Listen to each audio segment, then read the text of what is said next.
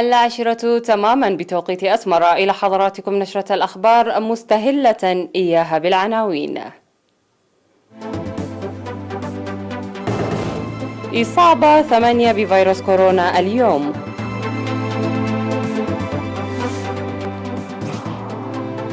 المرأة الإريترية تنجز مهاما فعالة لتطوير قدرات وكفاءة أعضائها. تدشين مشروع مياه شرب منطقة كساد دارو في مديرية دباروة. اكتشاف سلالة نيجيرية مقاومة للقاحات كورونا في إيطاليا. عقوبات أمريكية على مسؤولين الروس على خلفية تسميم نافالني. وأمريكا تفرض رسوم إغراق على واردات لفائف الألمنيوم من 16 دولة. أهلا بكم إلى تفاصيل النشرة. إعلان وزارة الصحة. أكدت الفحوصات المخبرية التي أجريت اليوم 3 من مارس إصابة 8 مواطن بفيروس كورونا في مراكز العزل في أقاليم القشبركة والأوسط والجنوبي. وأصيب 4 من المرضى في عد قيح الأقليم الجنوبي و3 في القشبركة، 2 منها في أم حجر، وإصابة واحدة في بارنتو، وكذلك إصابة واحدة في أسمر بالأقليم الأوسط. في غضون ذلك شفي 40 مصاب كورونا كانوا يتلقون الرعاية الصحية في المستشفيات، منهم 31 من إقليم القشبركة و6 من إقليم عنسبة و3 من الأقليم الأوسط. وبهذا بلغت عدد الإصابات بفيروس كورونا في البلاد حتى الآن 2892، شفي منها 2384، ووفاة 7 مرضى، ولا يزال 501 مصاب كورونا يتلقى الرعاية الصحية في المستشفيات. وزارة الصحة 3 من مارس 2021.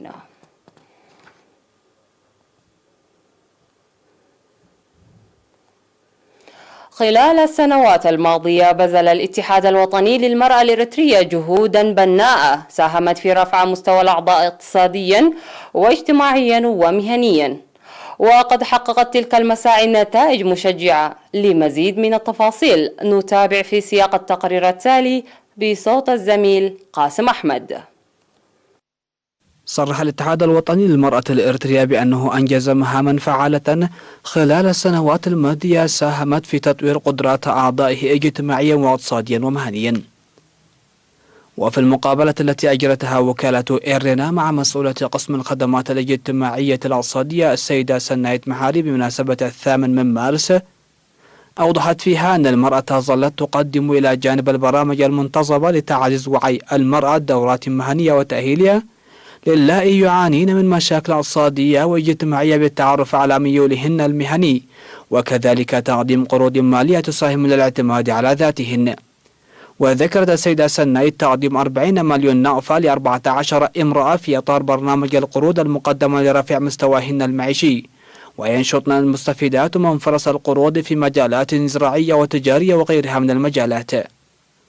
وقالت السيدة سنايت فيما يتعلق بالدورات المهنية الجارية لضمان الرصاد الاجتماعي للمرأة الإريترية أن الاتحاد ظل ينظم برامج تدريبية ومهنية في كافة الأقاليم، فاتحا مراكز التدريب مثل أعمال التطريز والنسيج وحرف يدوية، وكذلك أعمال الفخاريات والخرز تمتد بعضها حتى فترة 6 أشهر، بالإضافة إلى دعمهن بالمعدات اللازمة وتقديم مبالغ مالية على شكل قروض تساهم في بدء العمل، وكذلك تقديم دعم عيني لبعضهن مثل الحمير والدواجن والماعز والضأن، مشيرة إلى أن كل هذه الأنشطة حققت نتائج مشجعة.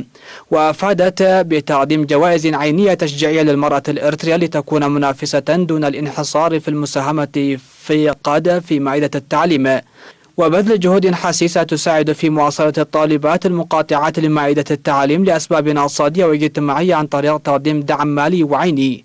كما أوضحت بأن المرأة بذلت جهودا حثيثة للقضاء على العادات المتخلفة والضارة، وقد ساهمت تلك المساعي حسب الدراسة التي أجريت عام 2010 إلى انخفاض نسبة ختان الإناث التي كانت في عام 1995 95% إلى أقل من 33% لدى الفئة العمرية ما بين 6 و15 و12% فيما دون 5 سنوات.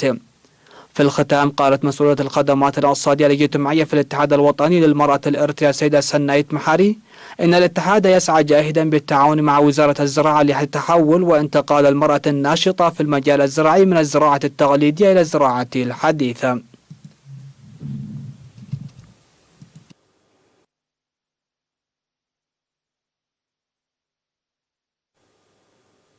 وننتقل إلى خبر آخر، حيث شهدت منطقة كساد دعرو في مديرية دبارو الإقليم الجنوبي في الأول من مارس تدشين مشروع مياه شرب، وقد شيد المشروع بهدف حل إشكالية المياه في المنطقة بالتنسيق بين سكان المنطقة وقسم المياه في إدارة الإقليم، كلف مبلغ مالي قدره 1.6 مليون نقفة.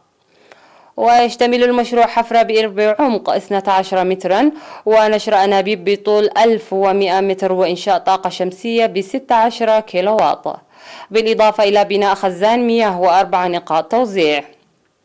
وفي الكلمة التي ألقاها مدير مديرية دبارو السيد فرونجل تخلى هيمانوت في مراسم تدشين هنأ فيها سكان المنطقة باكتمال المشروع، داعيا إياهم للمساهمة بوعي عالي في حمايته كما ساهموا بفعالية في تشييده.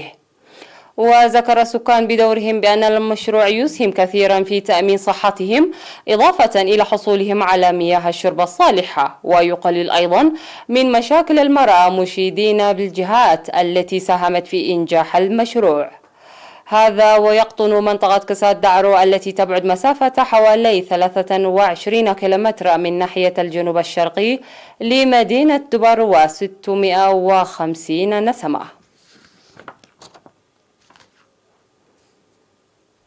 أوضح أصحاب البساتين في مديرية حقات العمل الدؤوب لرفع الإنتاج الزراعي كما ونوعا لسد احتياجات الأسواق. وذكر المزارعون أن انخفاض مياه الآبار بسبب شح الأمطار في السنوات الماضية أثر سلبا على إنتاجهم الزراعي، لكن قذارة الأمطار عام 2020 مكن من حصاد محصول وفير. وأشار المزارعون إلى أن الأنشطة الزراعية التي يقومون بها على ضفاف وادي حقاد بإرشاد خبراء الزراعة وخدمات الجرارات بأسعار رمزية والحصول على المبيدات والسماد المدعوم يسهم في أنشطتهم الزراعية.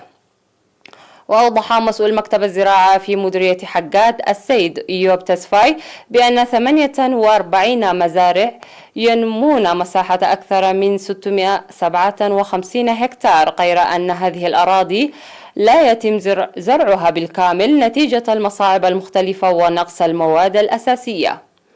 وأفاد التوسع هذه السنة في زراعة البصل في مناطق غلاس وحقاد ودعروتاي وحشفيراي وشيتل.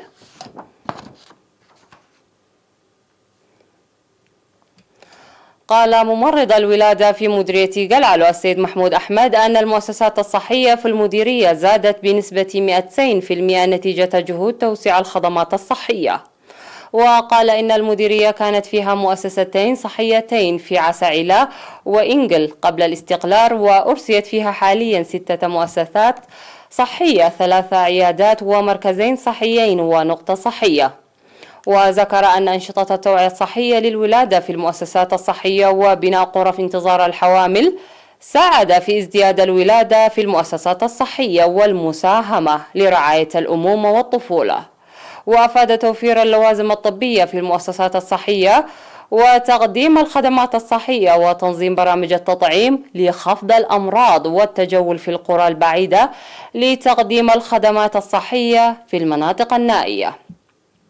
ويوجد في مديرية قلعلو 36 كادرا صحيا من مساعد التمريض وحتى بكالوريوس التمريض. أيها السادة المشاهدين، هذه كانت أخبارنا المحلية، فاصل قصير من ثم نعود لمتابعة الأنباء على الصعيد العالمي، لا تذهبوا بعيدا.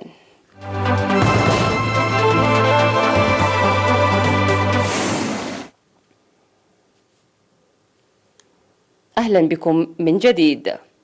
أعلن رئيس الجمعية الإيطالية لعلماء الفيروسات ومدير مختبر الأحياء الدقيقة إرنالدو كاروسو اكتشاف سلالة نيجيرية من فيروس كورونا مقاومة للقاحات في إيطاليا. وقال أنه لأول مرة في إيطاليا تم عزل سلالة تتميز بطفرات قد لا تكون اللقاحات الحالية فعالة ضدها. من جهته قال مدير المراكز الأفريقية للسيطرة على الأمراض والوقاية منها جون نيكانغ سونغ إن طفرة الفيروس النيجيرية تختلف عن تلك الموجودة في بريطانيا، وهي تشبه جزئيا النوع المحدد في جنوب إفريقيا. وأضاف أنه وفقا للنتائج الأولية في أن هذه الطفرة أقل عدوى من الطفرة الجنوب إفريقية، مشيرا إلى أن سلالة جديدة من فيروس كورونا في نيجيريا تم الكشف عنها في ديسمبر من العام الماضي.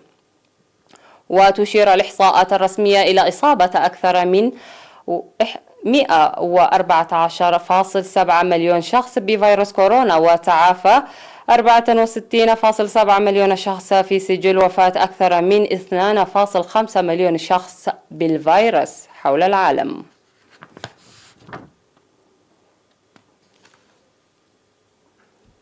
كما كان متوقعا، أعلنت واشنطن فرض عقوبات على عدة مسؤولين روس كبار على خلفية قضية تسميم المعارض أليكسي نافالني، على اعتبار أن موسكو هي التي تقف وراء حادثة التسميم بحسب الاستخبارات الأمريكية. وتعتبر هذه الإجراءات أولى العقوبات التي يعلنها الرئيس جو بايدن ضد روسيا منذ وصوله إلى السلطة في 20 من يناير الماضي، إذ يعتمد الرئيس الديمقراطي لهجة أكثر حزما حيال الكرملين من سلفه الجمهوري دونالد ترامب.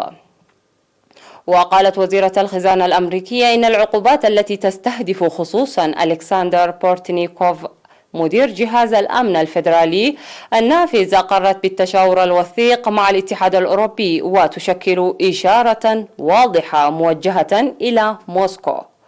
وتنص العقوبات خصوصا على تجميد أصول المسؤولين المعنيين في الولايات المتحدة. وأضاف أن الولايات المتحدة لا يساورها أدنى شك من أن موسكو تقف بالفعل وراء محاولة اغتيال المعارض الروسي البارز. وقبل ساعات على الإعلان الأمريكي الذي يأتي إثر قرار مماثل من الاتحاد الأوروبي، أكد وزير الخارجية الروسي سيرجي لافاروف أن موسكو سترد على العقوبات الغربية.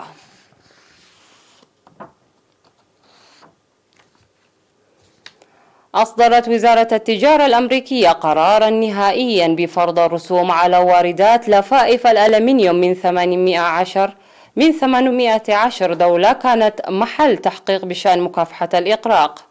وتصل هذه الرسوم إلى 242.8% على الواردات من ألمانيا، و4.83% على الواردات من البحرين. وقالت الوزارة إنها فرضت رسوما تصل إلى 5.04% على الواردات اللفائف من كوريا الجنوبية، و2.72% على الواردات من اليونان.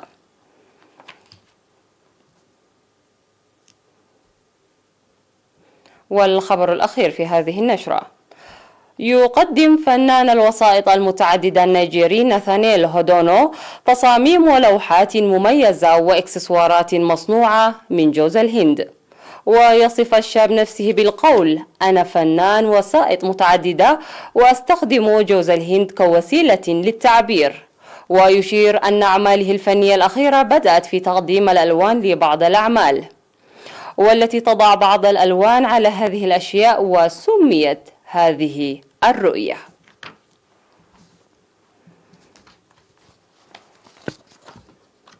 وبهذا وصلنا وإياكم إلى ختام النشرة الإخبارية قدمناها لكم من تلفزيون دولة إريتريا. أشكركم على حسن المتابعة، إلى اللقاء.